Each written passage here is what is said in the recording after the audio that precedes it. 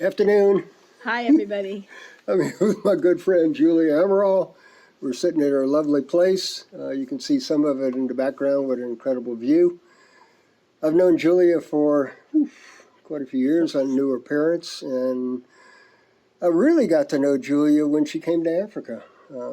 And when he went to Africa. Yeah, I went to Africa. She came over after we'd been there about a year, and she's been coming back ever since. And she was on our board. She's not only been a friend and a confidant, but we've enjoyed our time together. And she's one I always feel like I can open my heart to. So thanks, Julia. You're welcome. I love having your heart be open. Amen. Anyway, Mark and my husband and I first went to Uganda in 1981 when Scott and his wife Carol had only been there not even a year yet, I don't think. And we showed up unexpectedly. They didn't think we were going to come in. We blew them out of the water when we showed up. And so then they took us under their wing and started hauling us along to their medical clinic, which was the side of the road on a piece of paper with medicines and supplies and a tripod for him to do his, to sit on a three-legged stool, that's what you sat on, in order to see people and talk to them about malaria. It was amazing. We would no sooner get ourselves set up in the middle of the dirt road and 200 people would materialize out of nowhere. You'd see all 200 people. We'd take care of wounds, and he'd put IVs on them for malaria. You just can't believe it. So we did that one whole day. Then we took a day off and went and looked at lions. And then the next day we were back at it, driving around the countryside. Oh, this is a good spot to stop. He stops, and people materialized out of nowhere to be seen. Anyway, after a few days of that, he started hanging an IV from a ficus tree, a humongous ficus tree, that he could have a dozen people laying out on the ground all around the tree with IVs going into them. It was quite a sight. Unfortunately, I don't have a picture of it.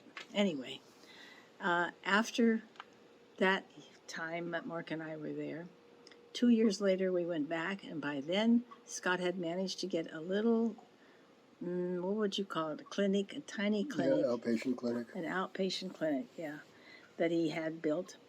And so then we didn't have to hang people IVs under the ficus tree anymore.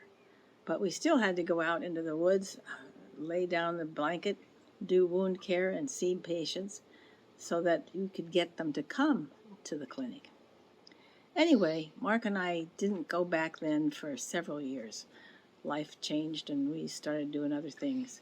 But finally we went back again, and I was blown out of the water.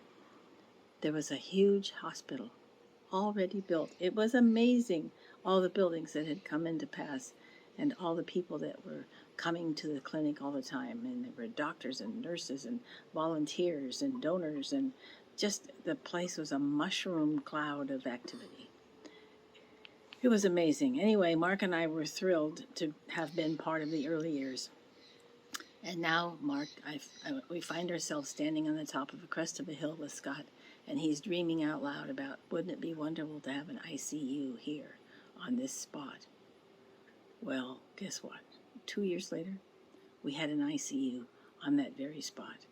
And it had been my idea at the last minute to say, why don't we make it a third story, and on the top floor have an outdoor garden area where people could hang out, look at the view, have their lunch, have a little kind of a kitchenette kind of area.